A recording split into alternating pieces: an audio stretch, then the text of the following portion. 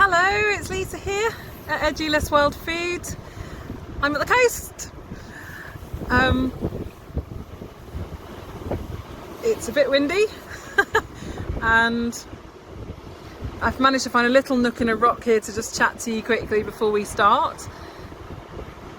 I'm a foraging instructor and a wild food specialist, and I do all aspects of wild food. So I do plants, I do fungi, and I also do seaweeds and seafood, and wild meats and things as well. We're not going to go into the seafood as much on this particular one, given that I'm not here to do any fishing or raise a clam or cockling or something, anything like that. It's not the right kind of beach. But I did want to take advantage of the full moon at the minute, and the low tides are a little bit, they go a little bit further out at the full moon, so we should be able to see a few more species than we would if I came a different time in the month. I hope it's not too windy in the microphone, and that you can hear me okay. Just bear with me on that front. I'm here on my own today, so I haven't even got someone to help me with the filming.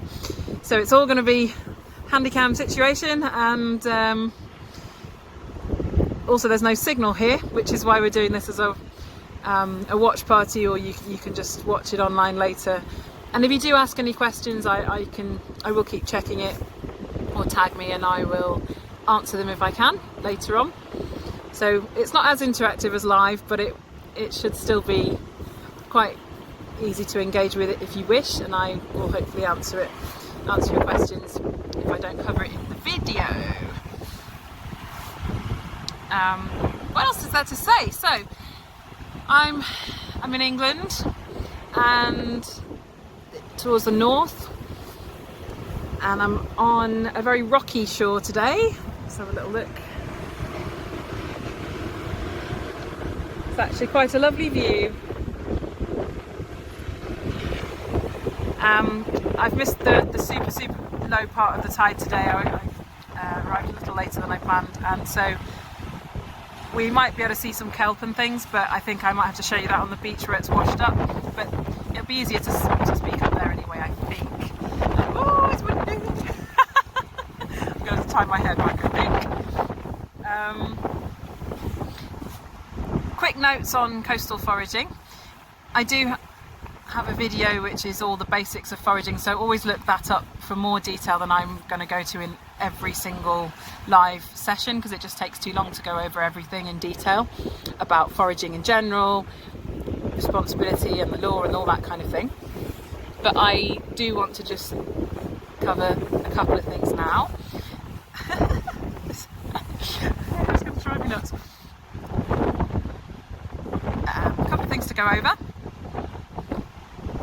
Safety. If you are going to go out on your own, let someone know where you are when the tide is and what you're expecting to do. Just common sense, and let them know when you get back safely to shore. I always do that, and it is helpful to know that someone knows where you are. There's also, it's very slippy. If you're going to go for seaweed, it's often in places where there's very slippery rocks, so get really good fitting wellies, or pad them out with socks, or have waterproof hiking boots. But bear in mind that hiking boots might not be deep enough if you want to go in and get some of the seaweeds from the deeper rock pools. So wellies are the most advisable, or just get beach shoes or waterproof, sort of trainers or that sort of thing, or climbing shoes or something that can get wet, and then you can dry them all out later, and you might actually get more grip that way. Barefoot is fine if you're that stable on that, but I think there's so much that you can't see that you're putting your feet on and stuff, so I would recommend some kind of foot protection. Dive booties can be good as well, the wetsuit booties.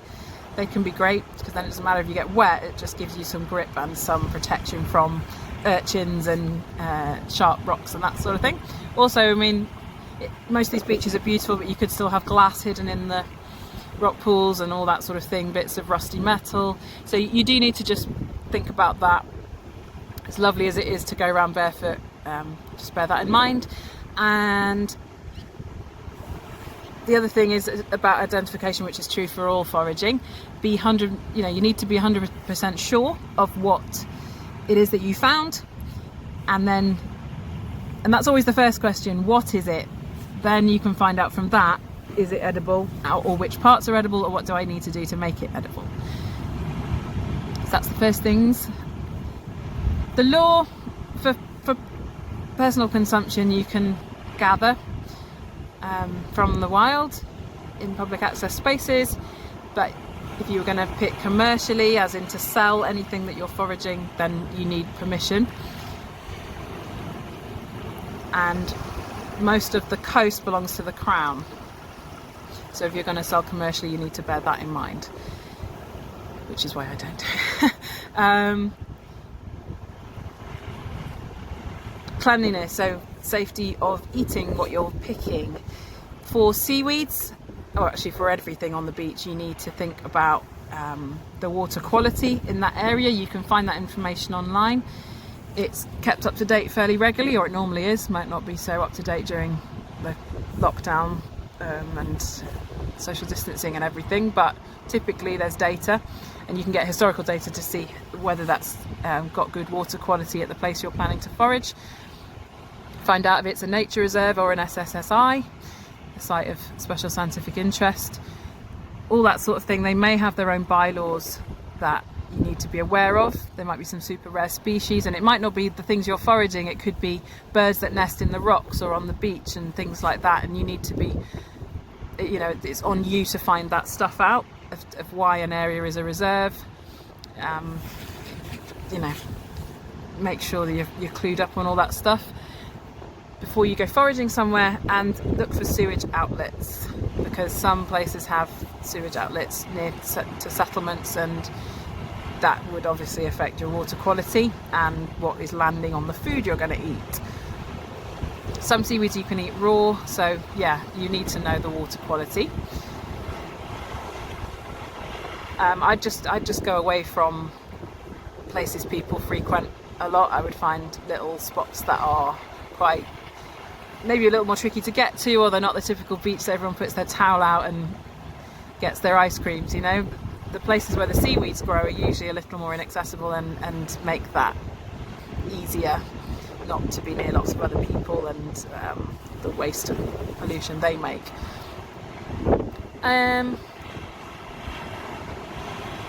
Sustainability. Most of these seaweeds we're going to see today, well in fact all of them, are very common, and where they are in the right environment for them to grow, they are abundant. So we're going to see lots of things that you should see in most rocky places, but not every rocky place has all of these species, and there's lots of species I'm not seeing here today that I do see in other places. So again, not every beach is the same, just like not every wood or every park or every field is the same. You'll get to know which types of beach to look for if you like certain types of seaweed. So whenever you're at a beach or you get the chance to go to one, have a good look. There's some seaweed books you can get. There's a Sea Search one by Francis Bunker and a group of other people, and I think that's still the best one. There's a second version out now, but even the first version is still very good. That is well worth getting as a field guide for seaweed, because there's actually not many in English. There's a few seaweed cookbooks and things, but for the full range of seaweeds on the British Isles, that's the best one. Sea Search. What else? There's also another book which is John Wright's Edible Seashore. It's one of the River Cottage handbooks, and he lives in sort of Dorset, Devon area, and they have loads of great coastal areas there to forage. So that book's wonderful, because it just, again, like the mushroom ones and the hedgerow ones, it goes over the best edibles and the most poisonous things to look out for. In the Seashore book, I don't think there really is any poisonous stuff. And that's the other thing to say about seaweed foraging. It's a little less scary than plants, really, and fungi, because as a rule, anything you can walk out to and pick, like harvest, so you know that it is rooted when you come to it and you harvest it yourself, is safe to eat in the UK. I can't speak for other countries. There are some poisonous seaweeds, but I think they grow further out and are very rare. So I'm not saying go and eat every seaweed that you see, but it's not nearly as scary as certain families of mushroom or plant that are all mixed in with everything else. The other thing to say about seaweed is to go and harvest it yourself, so that you know it's that fresh, you know where it came from, and you know that it's not near sewage outlets and all those things that you will have checked. If you get it from the tide line, it could have come from way down the coast, it could have come from America, I mean, who knows where it came from, and you don't know how fresh it is. You get to tell, so sometimes you can say, yeah, well, that came off in the storm last night, I'm not going to worry about it, but as a rule of thumb, I wouldn't pick things off of the tide line or anything that's floating free. Harvest it yourself, then you know exactly what you're looking at and you see the whole thing. Seaweeds don't have roots, but the equivalent thing is the holdfast, and that is the structure that helps it stick onto the rocks. Sometimes they're tiny, sometimes they're really big and look like tree roots of an ancient beach or something, and that's very tough, and when you're harvesting seaweed, most of the time you wouldn't be taking the holdfast off, you would just trim off some of the seaweed. That means it can carry on growing. Some of them are very slow growing and are there for years, others are only annual and they grow from a polyp to their full size in a year or two. And again, that's all in the seaweed book. You just learn the ecology of each species you're getting and think about how you're going to cut it. Some grow on other seaweeds, so they rely on them being secured to the rock, and then like dulse or rack siphonweed, they grow on other species of seaweed and go out into the water that way without having to secure themselves to a rock. They rely on the other seaweeds to do that for them. And so they're epiphytes, or sort of parasitic, I guess, seaweeds, and some of those are delicious as well. So yeah, I'm keen to get cracking and see what we can find that I can show you. The other thing shellfish and things. We're not going to go into that massively because there aren't a lot of different types here, but we do have limpets and things. General rules for shellfish are they need to be big enough, so find out what sort of size you can expect for that species and make sure that you're not picking loads of little babies. If they're larger, then they will have bred several times and that kind of thing, you would hope. And there's also times of year that it's not sensible to pick certain shellfish. So certainly a bivalve, so that's the one with the two shells. So your mussels, cockles, razor clams, any of the sort of two-shelled things, scallops and all that sort of thing, then there's rules around that, certainly for commercial picking, but it's probably worth bearing in mind for personal picking as well, is that during the summer months there's algae and algal blooms that can happen in the sea and the shellfish can take them on. But the other thing for eating as well and for ecology is that they sort of breed during the summer months and they often lose a lot of weight when they're breeding. And that's the other thing, leave them to breed and then pick them in the months with an R in it, and that is pretty much from September round to April, and then the summer months, May, June, July, August, don't be picking shellfish. That's the guidelines. We don't tend to have those toxic algal blooms much, especially up north in this country, but sort of that's the warning that's there. And what else would I say? Just bear in mind how gritty things might be as well. Whoops! The sea's coming. Right, I'm going to get up here and we can go and find some seaweeds. It's coming. Big wave is coming towards me. Right, my little seat is no more. I'm going to put my hair up and we're going to go see what we can find. Oh, it is great.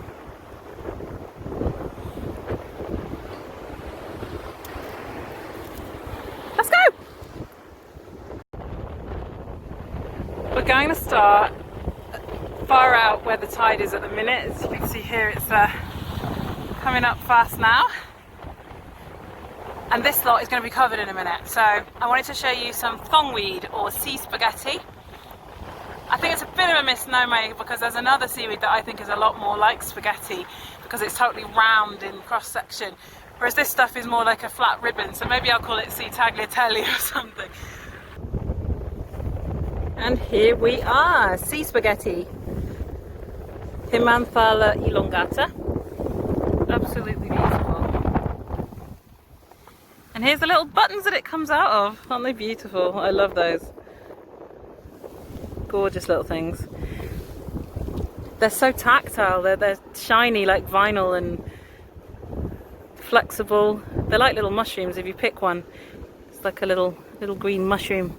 You can candy these as well, have them like little jelly tots. If you put them lots of syrup and a nice flavour, then you can make little sweeties out of them.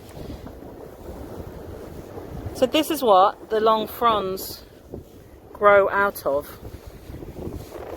So you can just see the embryo of where it's going to come out, this little bit in the middle of the button, and it'll grow two, usually like this, two fronds come out of it and get longer and longer to, you know, over a metre sometimes, maybe even more.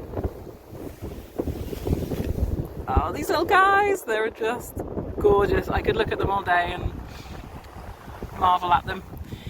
I love this colour as well because they're very yellowy in the sunlight. It's actually a brown seaweed, but it goes kind of greeny. Beautiful stuff. You can cook it like spaghetti. That's the idea for me. I'm going to have it like a pasta substitute. But because it's a few months later than I would normally come, I would have looked in March or April, to be honest, to get the really new baby shoots that look like this. But I can just pick the tips instead, so that's fine. It's not the end of the world. Grateful to be able to come to the coast now, having been in lockdown for so long and missing the sea like, oh, you wouldn't believe. Absolutely gorgeous. Right, better get picking because that sea is coming in. I'm going to get marooned on this rock if I'm not careful.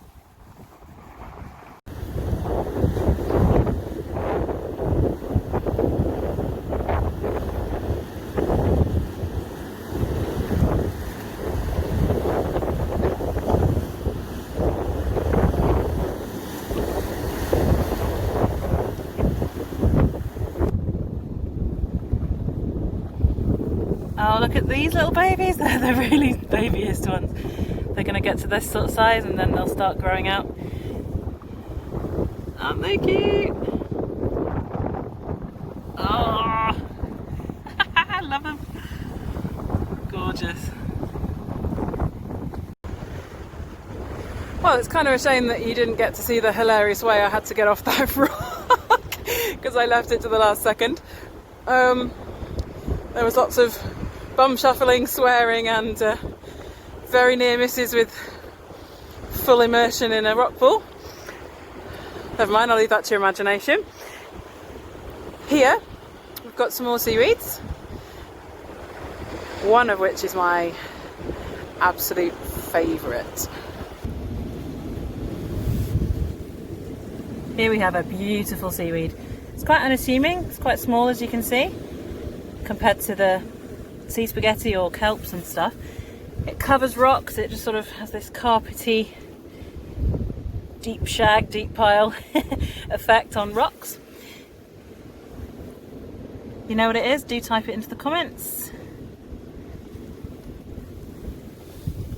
So it's mostly, when it's not in the direct sunlight, it's this deep reddish purple colour, but where it gets the light it can fade into a almost yellow greeny colour.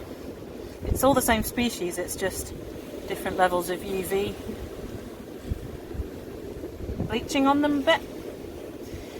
This is pepper dulse, not related to dulse, which is a red seaweed, long and frondy and sort of thin like acetate. This one is known as truffle of the sea. It's just a massive umami hit. It's absolutely beautiful. It's brothy, it's great in soups and miso and that kind of thing. You can make dashi with it and stuff. it's just a little bit goes a long way. Put it in with eggs or you mashed potato or something. It's like you've got truffle in it. Just this umami amazingness that you can't quite put your finger on. So it does taste like seaweed, but it's also really earthy and, well, yeah, truffly. I can't really describe it any other way. So that one is really worth looking out for. Now I would normally pick it with scissors. I mean, you can go along and snip it with your nail sort of thing, but you don't want to be uprooting it. It takes a long time for it to grip onto these rocks. So leave the root on there, the hold fast. Just come and snip the nice tips off. Leave lots, and don't graze whole areas, because this is home to lots of little creatures. See if I can find one. Under these fronds there's almost always some little shrimpy things. I need to find out what they are actually, but sometimes you get them home and there's a few that have come with you, and I always feel really bad about that, so I try and check for them first, but they're so well camouflaged you just can't always see them. Beautiful. Got any questions, keep them coming in. This one I like to pick seaweeds in the spring because there's less UV damage to them, the sun's not as strong, but a lot of them grow nicely over the winter because the sea stays above freezing, so they get a chance to just come along, which is really good. This one is particularly great in seaweed butter. So you blitz up some softened butter, maybe with an ice cube or two in a food processor, and just chuck the seaweed in and blitz it in, and then roll it into a log in some baking parchment or something, and put it in the freezer. The problem with this particular seaweed, it's one of the worst ones for decaying overnight. Like, it will not last long in the fridge, and definitely won't last long out of the fridge. So you need to get it into butter and into the freezer if you're going to keep it. If not, dry it as soon as you can. It's great dried, it just loses something of the fresh about it, but the fresh flavour is insanely good. But the dried stuff's great too. It is sort of peppery. It's not hot peppery, I don't know. I don't find it very hot personally. There's a close relative called the royal fernweed, and I find that one a little bit more peppery personally. And this is Osmundea as a species. This one is Pinnafatida, is it? And the other one, royal fernweed, is Osmundea osmunda, and that is the name. Osmunda is the Latin name of the royal fern, which is a plant. So that's the connection there. It's that this is ferny, and I just like that little connection in the Latin. So this is quite typical of pepper dole. So you can see it's just all over this rock here and all over, and this has been bleached slightly. But it doesn't grow much bigger when it's up on these little rocks like this, so you want to go and find protected bits or little sheltered bits, because that's when they'll be longer and you can actually cut them. Also, the further out into the tide you go, the bigger it gets. You will find some at the top of the tidal zone, but it's very small and never gets any bigger. So if you see it there, you'll know that it's probably much more of it further out. So like, look down there, you can see some better ones in that little crevice there. So that's what you want to look for. I wouldn't bother with this stuff, it's too small, it needs to do its job there. Look for some in a rock pool or under some of this bladderwrack and serrated wrack we've got here. It does taste incredible. We're somewhere clean here, so I don't mind having a little nibble. Oh my word! It is, it's mushroomy, truffly, earthy, seaweedy, but nothing like any other seaweeds I taste it. It really is spectacular. Absolutely beautiful. And you need to come at the times in the month when the tide's at its lowest, which is usually around the full moon. We have the greatest tidal range. So from low tide it goes out the furthest at the full moon, and it comes up the beach the furthest at the high tide at the full moon. It happens at the new moon as well to some extent, and in the So say like March, April, May, which we've totally missed this year and I'm gutted. Those ones have the super moons and therefore the super low tides and super high tides for fishing, but super low tides. And that's when you see some species exposed that they're much easier to walk out and get. You don't have to get a wetsuit on or a scuba kit to go and get your kelp. But pepper dulse is usually available within the lower of those typical monthly tidal ranges. They tend to like to be along the side of rocks or just under it, and sometimes it's under a load of bladder wrack or something. So have a little hunt around, and if you can find some that's protected by other seaweed, it'll be much browner and not so bleached out, especially in the summer. It's less of an issue up north, but certainly on the south coast everything just goes yellow quite easily because the sea warms up and it gets a lot of exposure to the UV light. Oh, it does have a warm note. It does have a slight heat to it, but not as much as the royal fernweed for me. Oh, it's a very special seaweed, and it's so tiny and unassuming, but it's amazing.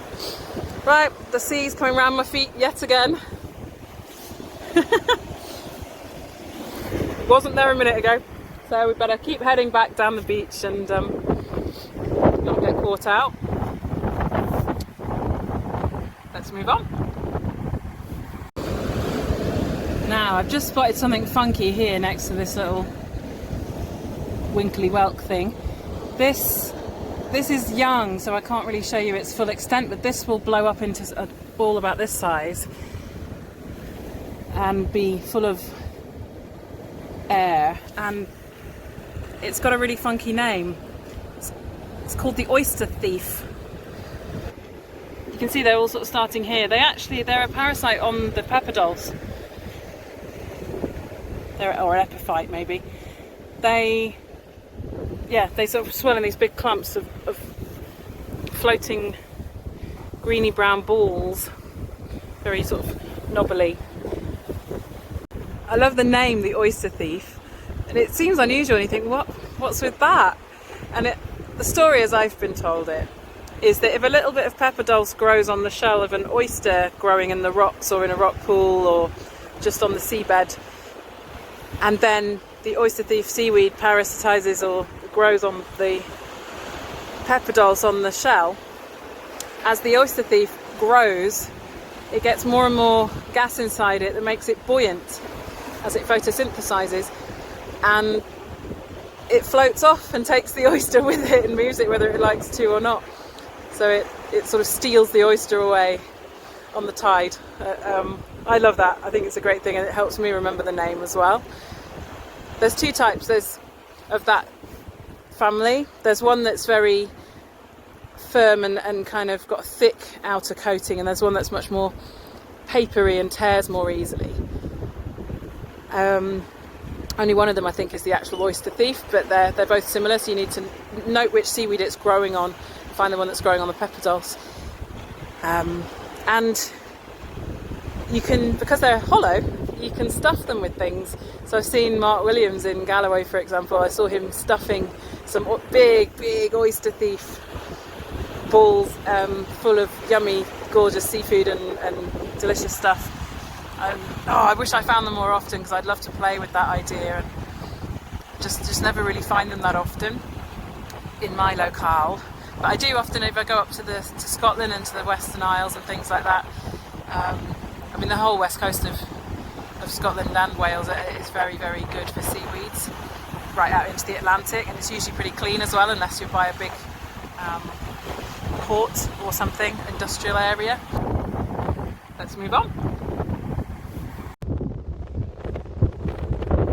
So many of these little nudibranchs. Look at this little chap. Oh, hi. I don't know if you can see his little head there.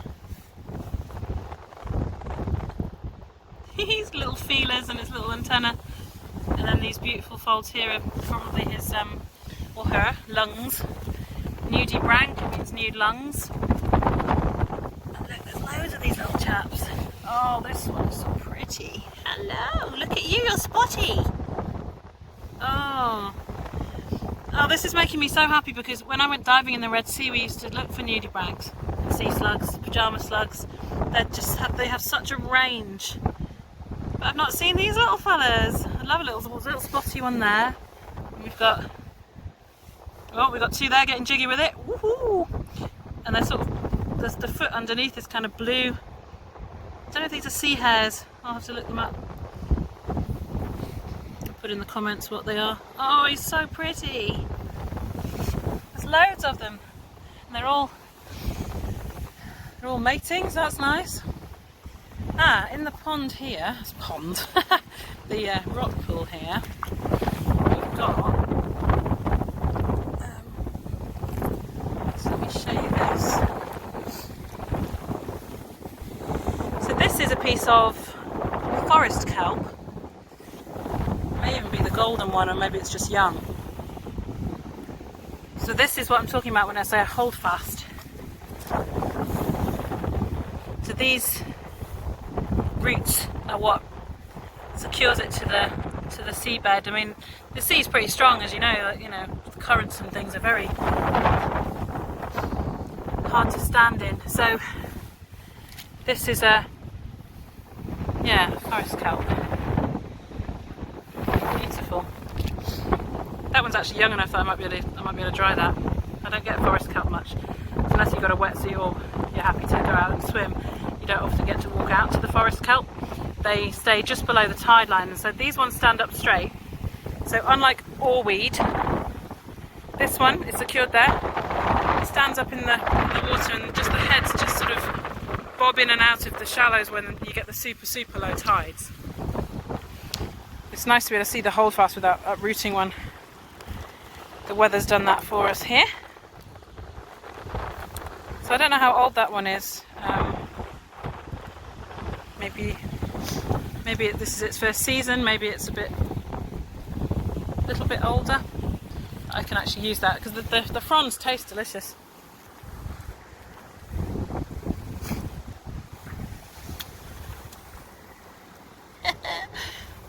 More sea slugs, more sea slugs, more sea slugs. Wow, so many of them.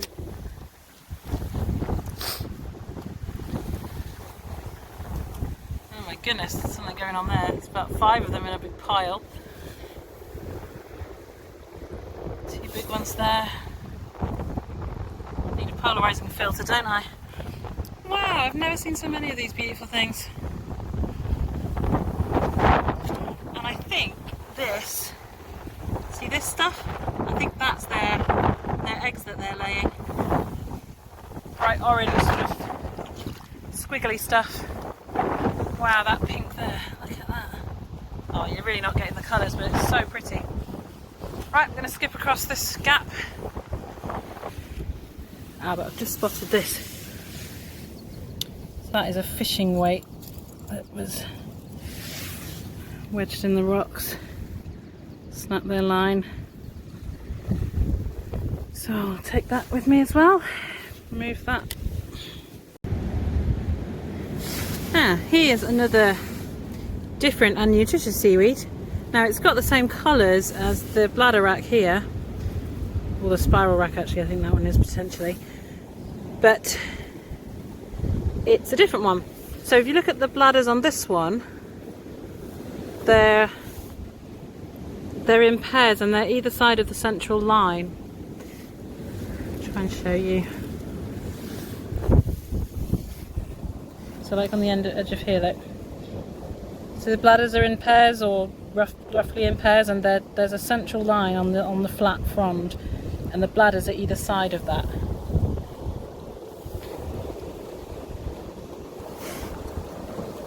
So yeah, they're on a flat frond, and the bladders are either side, however big it gets. That's slightly different from the reproductive bits on the end there, but we're talking about the bladders alone. This one is egg rack or knotted rack, and the difference is that the bladders are central to the frond. There's no gap round them, there's no central rib. So it's called knotted rack because it's like it's a long piece of string and these little knots are in the string. It's also called egg rack, as you can see why, because they are egg shaped. This one is Ascophyllum nodosa, and this one is, most seaweeds have a lot of iodine and other minerals in them, but this one is particularly high in those minerals. It's a lovely one. This is not the most healthy clump I've ever seen of this. It's usually much more green. So that the racks, the tree racks, the fucus ones, are definitely brown, but the egg rack is almost always green, with a dark forest green colour. That's a bit more over here, let's have a look.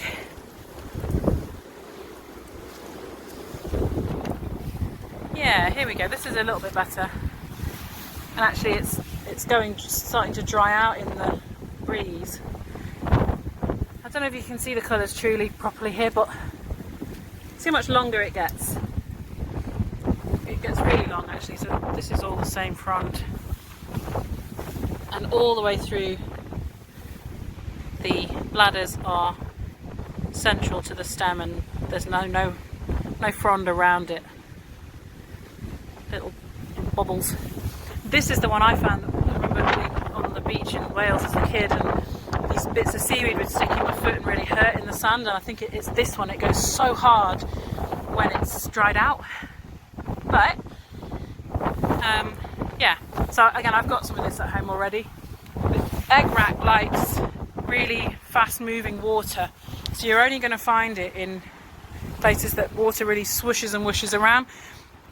That's why it's all hanging off of the edge of this this rock here.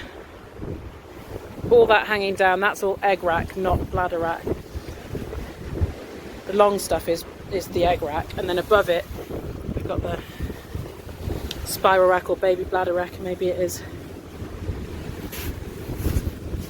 Beautiful. Oh good, well, it's nice to show you the egg rack. And a nice fresh piece of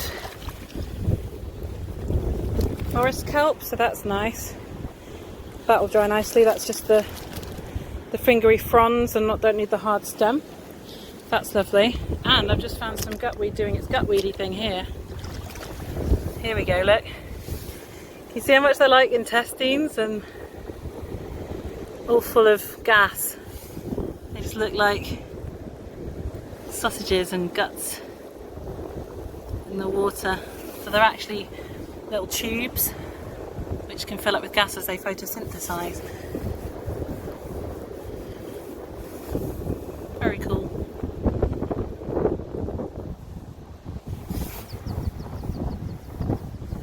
Oh yeah, that's showing it brilliantly. All the little links of sausages. That's vulva intestinalis. This is another type of rack, but it's very small. So we've got some baby spiral or serrated rack there. Yeah, I think this is a spiral rack actually. Likes to grow high up the beach and on rocks. This one is channeled rack or channel rack. And that's because when you turn the fronds over, they have a groove in them. Can you see? So one side it's all sort of raised and smooth. The other side, it's got a lip around the edge and a channel. So the whole thing is sort of domed to one side. It doesn't get much bigger than this, so it has the little things on the end just like the bladder rack. And they help it float too, but they're actually the reproductive parts. And they often grow on the rock, and from a distance it can look like pepper dolls or something interesting like that. But yeah, it grows high up, so it spends most of the day out of the water. It can dry right out, and then the sea comes back and it just carries on. Really tough stuff, eh? Now here's something I don't see much outside of Scotland. This is Dabelox. That's only a little piece of it, but it always looks like a feather or a quill. It's got a big central vein with these sort of balanced flaps of brown either side. This is a baby. It's only a small frond that must have broken off and drifted in from the deeper water, because this one you'd need a super low tide to see these normally. But now that I'm back at the tide line, we might get a few things washed up that I can show you given that we can't see them in situ. But it's nice to see a bit of double ox, because like I said, that's the thing I associate with Scotland.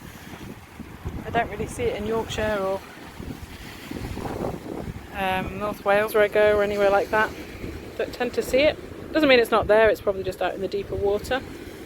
But it might be that it just likes the northern things. That's nice to see. Again, that one's tasty. Oh, this wind's making my nose run.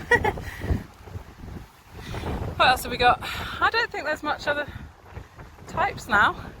So I guess I'll go and put all this away and we can have a look at some... There's some cliff tops over there, so I might go see if there's any coastal plants that we can have a look at. And if I see any ones from the hedgerow ones, I can go over those too. But it's nice to find coastal specialist plants, which I don't get to see in Leeds. Well, glad we got back and weren't totally marooned out on the thongweed rocks and stuff. But yeah, it's very windy out here. I'll see if I can find somewhere more sheltered to talk about the plants. Right. Back in a moment. So now I'm back on the beach, and before we go up into the cliffs, there's often a lot of plants that like the stony shingly part, and they're just above the tide line, so they like to be sprayed with salt, and they thrive in this quite harsh environment where there's just pebbles and sea spray. Not much else to root into. They probably do get some nutrients from this decaying seaweed and that sort of thing, and there will be some bits of soil that get trapped between these pebbles, but to be honest, it's pretty harsh living here. This is this one here.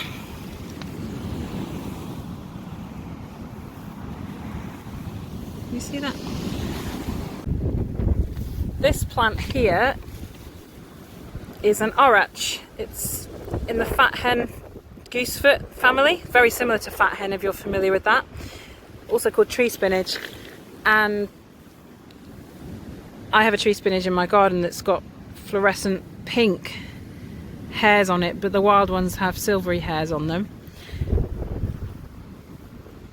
You see it's got a bit of pink on the stem. It's sort of in candy stripes down the stem there.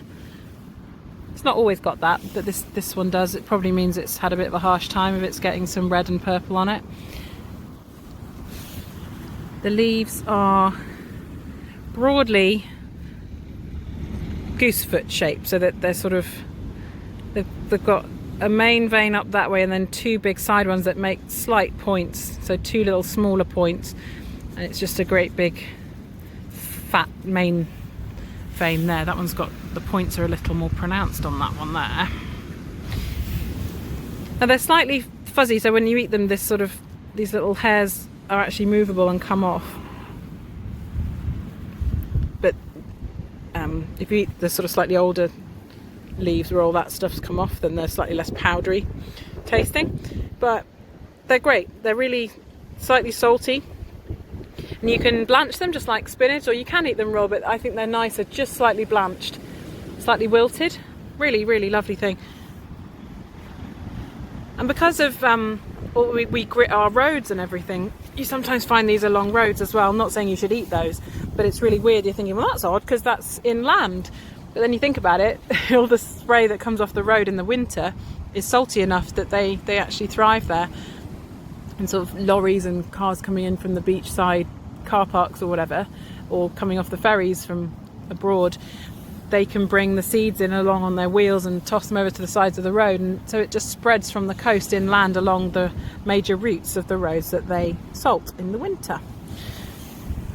So I don't know if this is, I don't know which orach this is. It could be, I just call it sea orach, but I think there are actually a few different ones. But there's a spear leafed and a frosted and all these sort of things, but for the forager it doesn't matter all that much. This is just the common one that I see everywhere. It's related to fat hen and good king Henry, and to quinoa and amaranth, because they're all in the same family. So the seed head comes up in it, and it has tons and tons of tiny little flowers all over it, and those become tiny little seeds. So if you're lucky enough to collect enough of those from fat hen and things, it's easier along the side of arable fields and that kind of thing. But they are like mini little quinoa, so you can almost make a wild quinoa effort with them. It's really cool. But actually I think they're just really nice to eat, and that little hint of salt is great. In this sort of beach, there's just no one here. It's pretty clean. There's not a lot of pollution and rubbish, and no, I can't see any dog mess or anything like that. It's a tucked away little place, so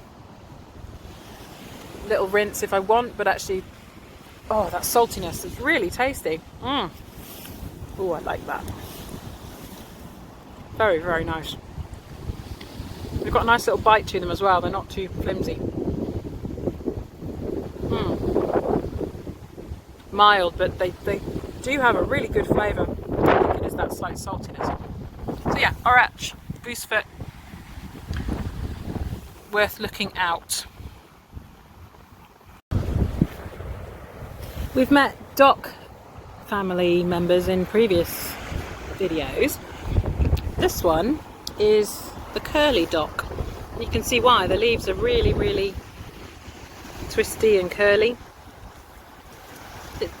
The seeds and the stems and the new shoots and the leaves are all just as edible as normal dock. It might be a little salty here as well, which is good.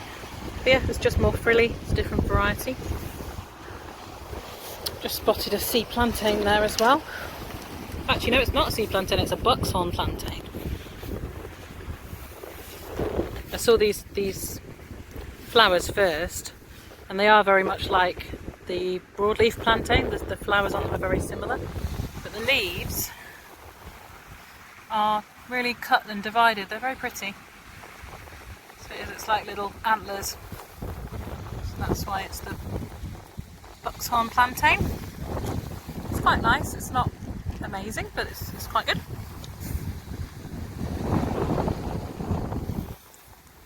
Unlike the normal plantains, it's got the little flowers come out in a sort of a halo around and then head from the bottom to the top. See it there? Which is similar to, and here we have a one you're more familiar with, no doubt, the ribwort plantain. So this one grows inland, it's not a sea plant, but it's happy here too by the look of it. And again, these seed heads, the little halo of white delicate stamens on the end of the little stalks there come up, and they go from the bottom to the top. So the unopened buds are greeny black, and these flowers have opened and are turning to seed already, and those are the little flowers that are still blowing their pollen around to be fertilising other flowers. But these little unopened buds like this, now I'm right next to a post, so that's not going to be happening for eating. Dogs love that. But this is the bits, you can eat them like this, and they are so nice. They're bizarrely mushroomy flavour, totally strange. The leaves are edible too. You can use the veins, you can pull them out. They're very stringy. You can use those as wild camping dental floss. You can use them to tie a crushed up leaf onto a cut, because the crushed up leaf will help a wound. It's a great plant. We've also got a little hint of hogweed there, just little wee babby leaves. I expect this will be tough and a bit more bitter than the ones in the woods where they don't have to deal with such harsh conditions, but it's hogweed. Now this I thought was wild carrot, but it isn't. It's sea mayweed, related to pineapple weed, which I think we might have met in a previous forage, and chamomile, so it's all in the daisy family. Oh, we got silverweed. Again, this is a famine food really. The roots on this are quite starchy, so people used to collect those, especially if they grew in the sand dunes. It was quite easy to collect them, just sort of shuffle them out of the sand, These are the runners, so like strawberries and things, and buttercups. But it is sort of buttercuppy, isn't it? These runners sort of stretch out and then make new little plants. Can you see that? That's a new plant, you know, like strawberries get runners. There's 2 little roots growing there and then a new little shoot, and then eventually this bit in between will die off from the mother plant. And indeed that there is a buttercup. This is the flower of the silverweed. It's not as shiny as a buttercup and not as cupped as well, it's a little bit more open. It comes out. It's all silvery, and things that are silvery, it's usually because they're helps to reflect the light off of them and not scorch them. Here we go, look. Flower, lovely red runners, so pretty. And it's got these tiny little silvery leaves that come up, and then they come out and they're really, really white on the back. Pretty thing. And those leaves are much bigger, look.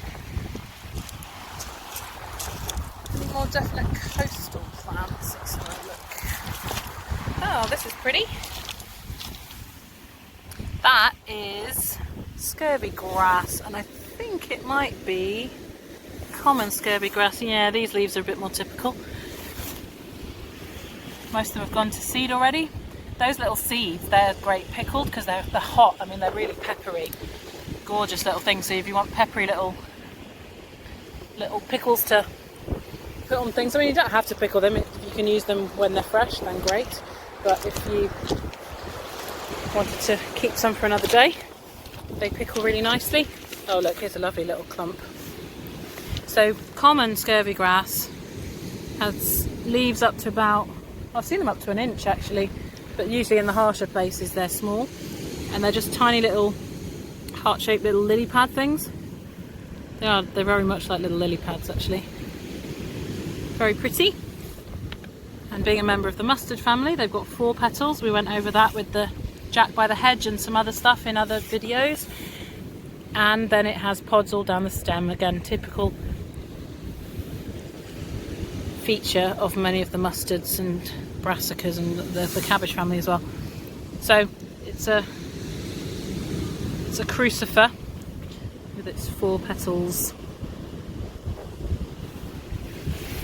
Very hot, like wasabi sort of hot. Very nice if you like that sort of thing.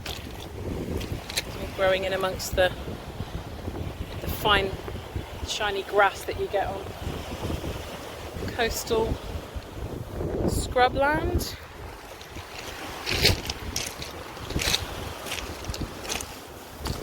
That's the remains of a ragwort or something. That's poisonous, especially to horses and things. We don't eat that one. Ah, this is a wild carrot. This here looks a little bit like your cow parsley and things, and it has the groove in the stem, in the leaf stem, but this is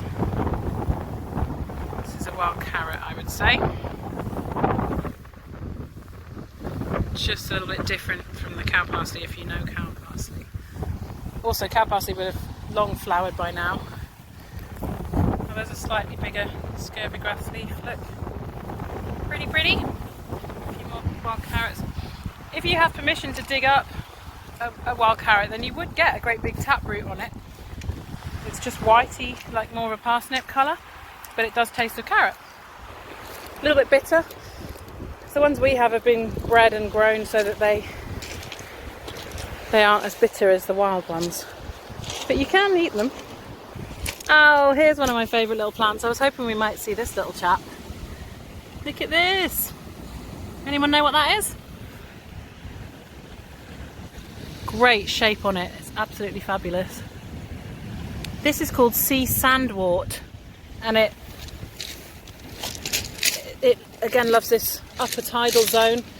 The sea might spray here, but it doesn't ever engulf this bit, and it will often be amongst shingle like this, but it also will grow in amongst sand, and they are just a nightmare if they've got sand in them, if you're going to eat the little tips.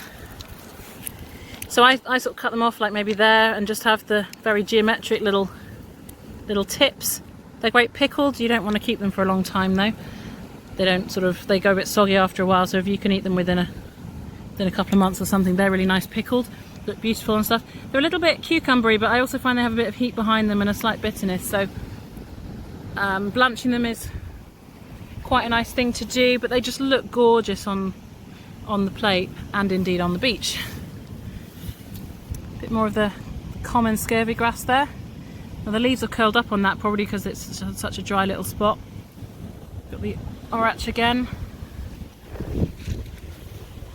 Beautiful little sea sandwort. It is nice to see the scurvy grass in flower as well as in pod. So you might see some of these on a salt marsh as well, but the sea sandwort and stuff tends to be on a beach, a salty beach.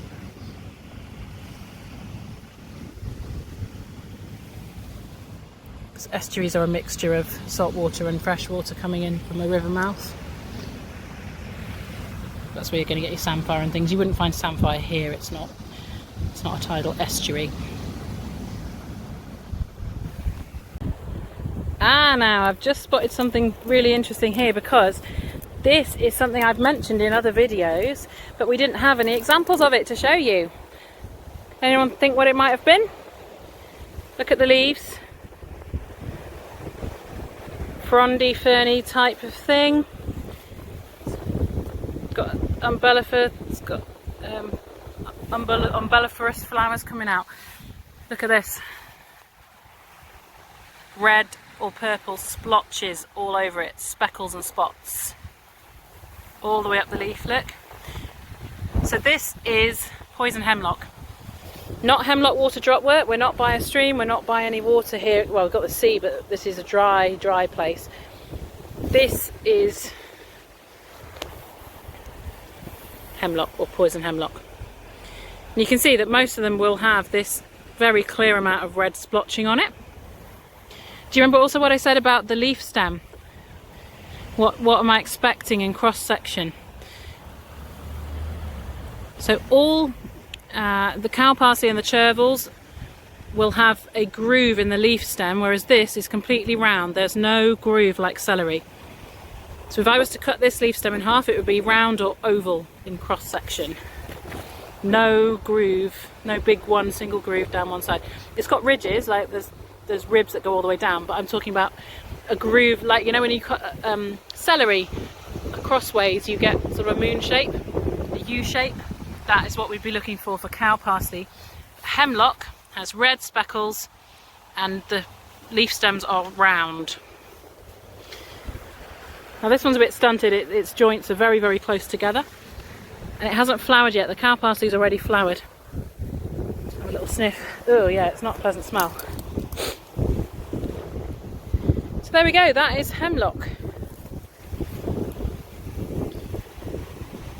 And it's cow parsley is sort of 3, sometimes 4 times pinnet, which means how many divisions on the leaf there are. Whereas hemlock, we've got 1 times pinnet, 2, 3 across there, 4 across there, and then there's those leaflets are opposite each other, so 5 across that way. So this is 5 times pinnet. Much more divided than cow parsley or the other chervils. Oh, it's great that I can show you that.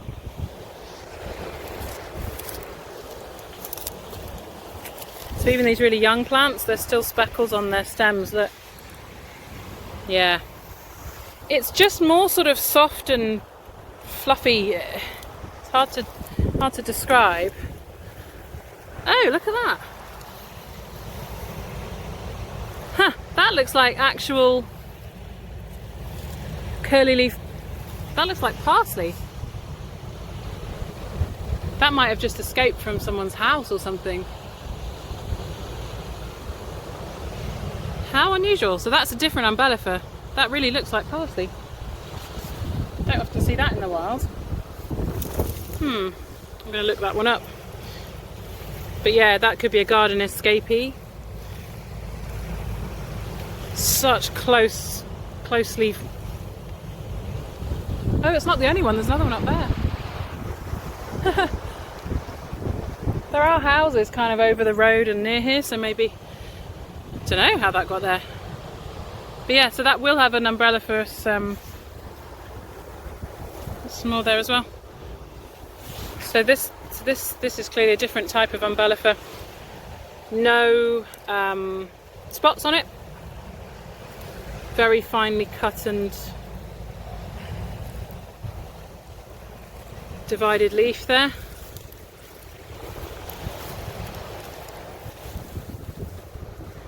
And the leaf stems, yeah, the leaf stems have a groove in them. Ooh, that's interesting. Take some photos of that and see if it's anything other than just the curly leaf parsley that we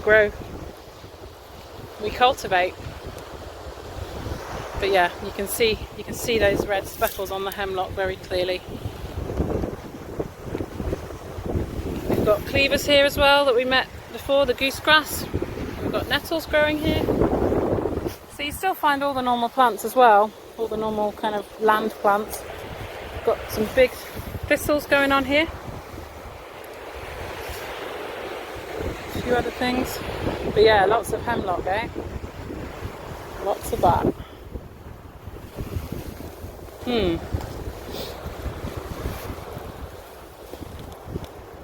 Oh, there's even some little forget-me-nots in there as well.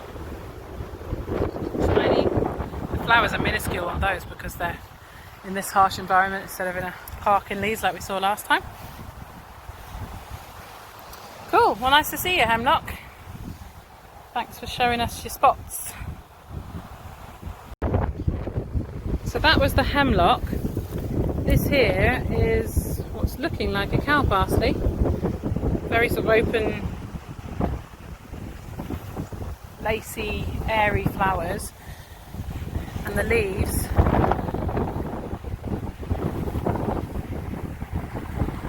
have a groove in the stem. It's all very tight and small on this plant because it's in such a harsh, windy, salty environment. But it does have that groove in the leaf stem, and you can see how different it is from the hemlock a minute ago.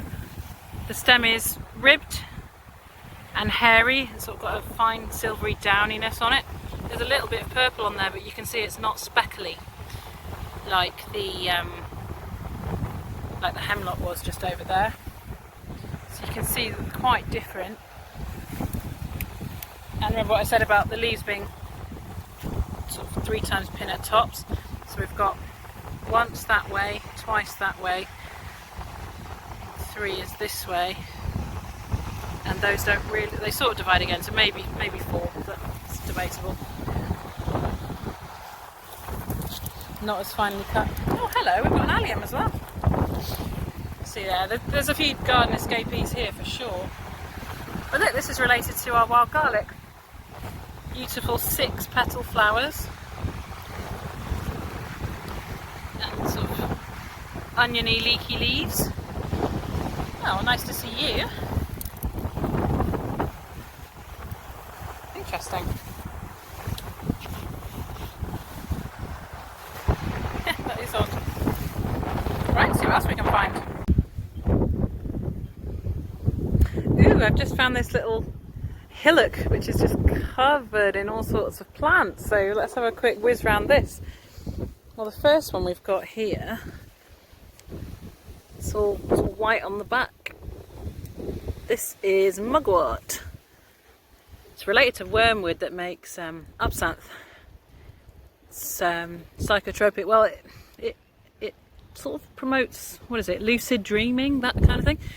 Worth investigating. It's quite herby, but you have to be aware that your brain may stay awake all night if you take any of that with crazy dreams that you know you're dreaming, but you sort of go with it. You're aware of it. It's quite a pretty plant. There's a Chinese mugwort as well, but I think this is just the common one. Yeah, really interesting. Lovely smell. Tiny little bits of yarrow down there. That's more of a medicinal plant than an edible, but you can eat tender young leaves. That is, well, it it helps with a lot of things herbally in tea and that kind of thing, or a tincture.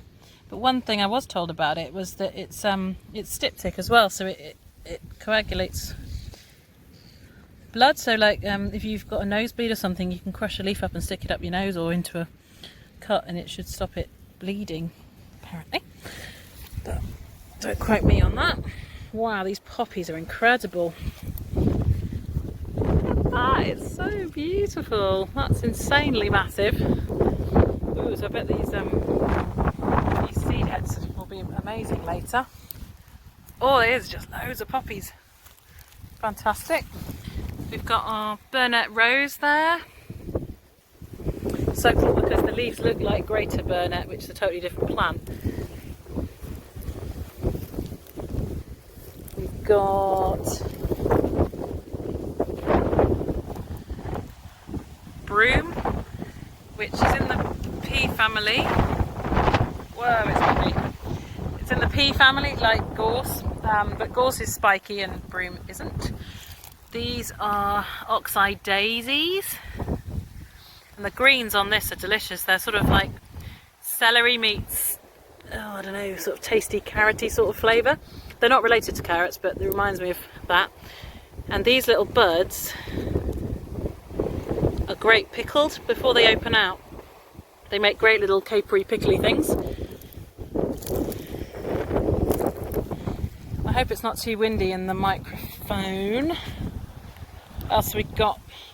There's all sorts of different plants, but they're not all edible. That one's bird's eye trefoil, not edible, but we've got the more yarrow there, which is medicinal and edible.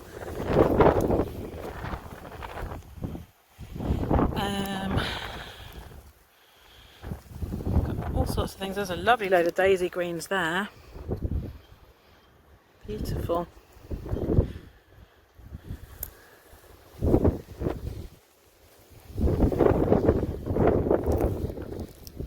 A load of unopened ones here. So yeah, you want to get them maybe not even before they've got the yellow there. You sort of want it when all those little, what is that actually, the petals, when they're all closed over it. It's a really pretty pattern. We've got, this is red campion, not edible.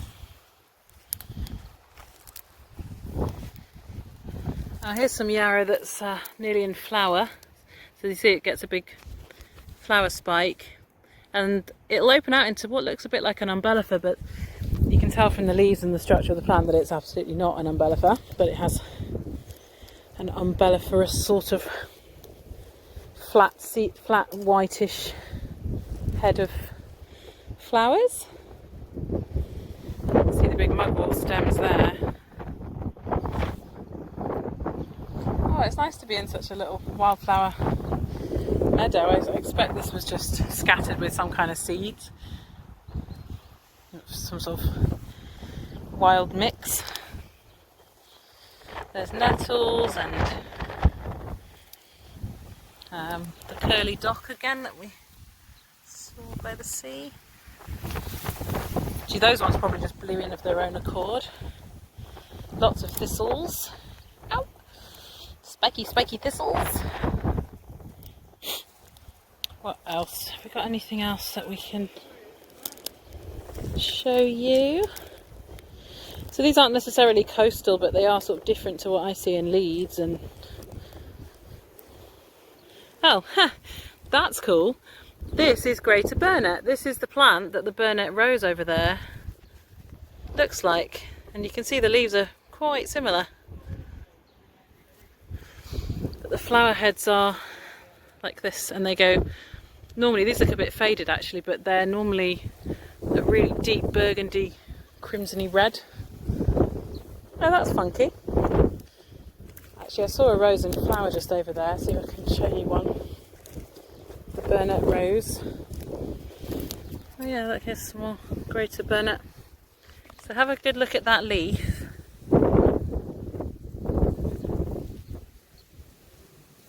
In fact, I might just take one with me.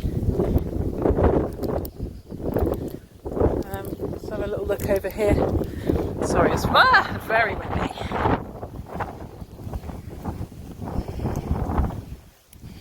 Oh, we got horsetail there as well. The very young shoots are edible of that, but they're really sort of crunchy because they're full of silicates, natural plant silicate. I don't know how much you're hearing here, but here is the burnet rose. So it's usually white, and let's see if I can get the leaves next to each other. Yeah, there we go. So they're not exactly the same at all, but they have a very similar structure. Pairs of toothed little leaves. Yeah, quite similar. What I love about these are the buds are really cool. They're stripy. Such pretty little buds with these red calyxes on it and pinky edges, and then when they come out they're white. They usually stay quite small.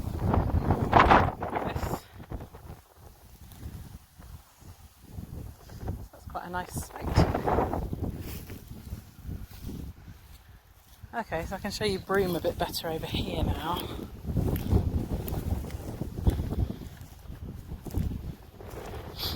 Yeah, so this is broom. So if you see all these yellow flowers that look the pea family shape, because this is part of the pea family, which has poisonous members and edible members. So things like laburnum and stuff are very poisonous, whereas gorse and wisteria and things, you can eat the flowers, and of course peas and beans. But it's completely smooth. Broom is smooth. And you can see all these little, when you see the pods, you can see that how they're related to, they look like little mange too, but they're toxic, so I wouldn't go with there. So that one's broom, but then I've just seen gorse over here.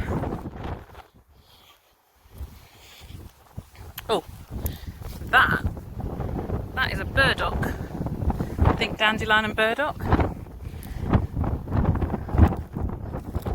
It's the roots of that and the roots of dandelion that make a root beer to make dandelion and burdock, or certainly the original stuff. This one is gorse, so these flowers have gone over now and turned to little tiny pods, which again come out, they're like, you know, they're reminiscent of lupin pods or something, you know, they're all in the pea family, but they're really spiky. So that's cool. We've got, again, the two lookalikes are next door to each other.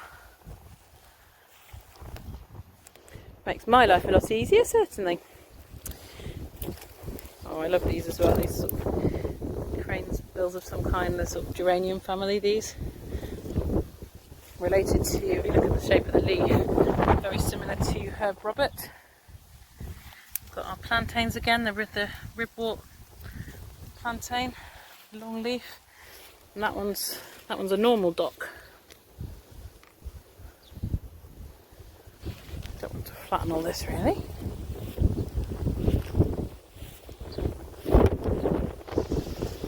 Ooh, and these are sorrel flowers. I think we showed you, did I show you sorrel before? Common sorrel? I don't think we've had one so well in before. Oh, let's have a quick look. This massive thing is.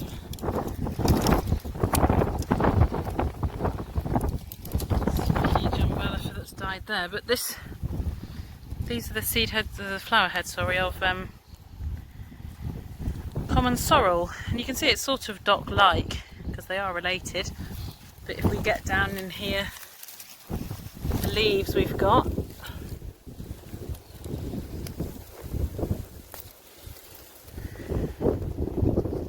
the surfboard shapes. This is common sorrel, different from the wood sorrel that we saw that had heart-shaped leaves in the woodland walk we did. But they've got these tails at the end that are free of the. Oh, that one's broken off. But this one is typical. They're completely free of the stem. That tastes citrusy and appley, full of oxalic acid. Some more of that horsetail there. which is a nightmare to get out of your garden if you've got that in it.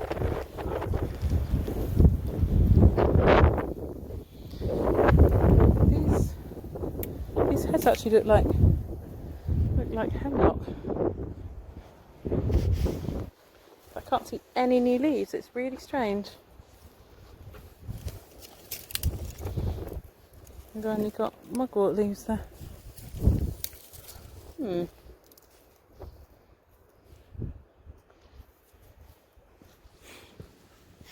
That's a white campion. There is a sea campion which you can eat actually. I think red campion and things are not on the menu. Well, that was nice. Lovely little wildflower area to look at. Right, let's get back to the van. See what the little kitwits are doing in here. Here we are then, saltmarsh. Just spotted this plant. It's actually a goosefoot, I think. It is, it's got very long leaves though. Maybe it's a weird version of fat hen, or it's a slightly different one. Those leaves are so long. But that's related to the orach that we saw. Oh yeah, look, those are normal leaves. It's fat hen, or maybe it's still just the orach, but that one is definitely a different shape. So you can see that they're slightly different from each other. Just as edible, I'm sure. That looks more like the salty one that we saw. And actually there's seaweed up here, so I think it would get covered in salt water at high tide. Oh, that's called, is that centuary, that one? Maybe it is. We've got a sea plantain there, which is different from the buckshorn plantains we saw. But the flower heads are still very similar to the whole plantain family. Not terribly tasty, but it is still good to eat if you need some greens. Ah, this one's one of my favourites. A carpet of stuff over it there. Now, initially the flower head looks like it's the same as a plantain, but it isn't. It's taller, it's pinker, and it's pointy, and when it opens out properly it goes more like this. And the leaves are narrower, and they're rounded on one side and flat on the other, it feels like. Just slightly. This is coriander grass, or sea arrow grass. I guess these are your arrows. It's amazing, it's got a sweet coriander flavour. They recommend that you eat the bits down the bottom more than the top. And you shouldn't eat too much of this, but it's a lovely tasting thing. It's lovely just for a little bit of extra interest in your dishes. I do actually need a handful of that, so that's going to come back with me. What else have we got here? We've got another classic salt marsh plant. This is sea aster.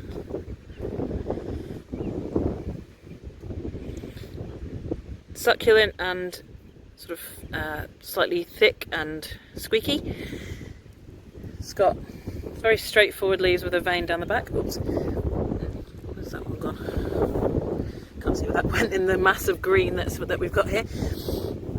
That one's just really it's got a lovely salty flavour, but it's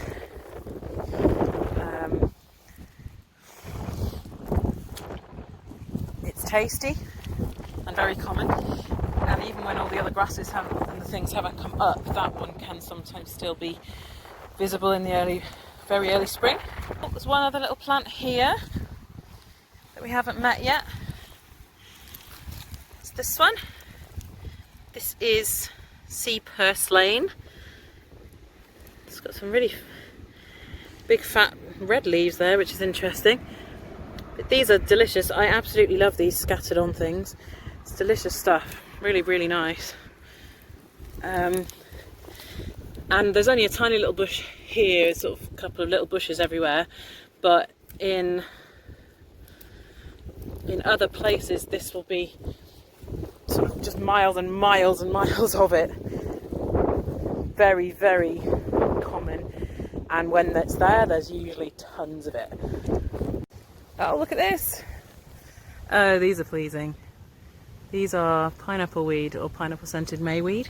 They're related to chamomile and daisies, but the petals just don't really happen. Can you see that slight paperiness around the edge? That's the petals that don't really happen on these. You can sort of see them just all around the edge on those ones. But if you pinch one of those flowers, just crush it slightly, it will smell amazingly of pineapple. And they like somewhere rough where people walk and stuff, so it's almost always somewhere that you can't gather any. Typical. Right, well, that's the end of my forage for today. Time to head home and see what I can make with this stuff tonight or tomorrow. And go and sort out my hair, which is now one massive dreadlock, I think.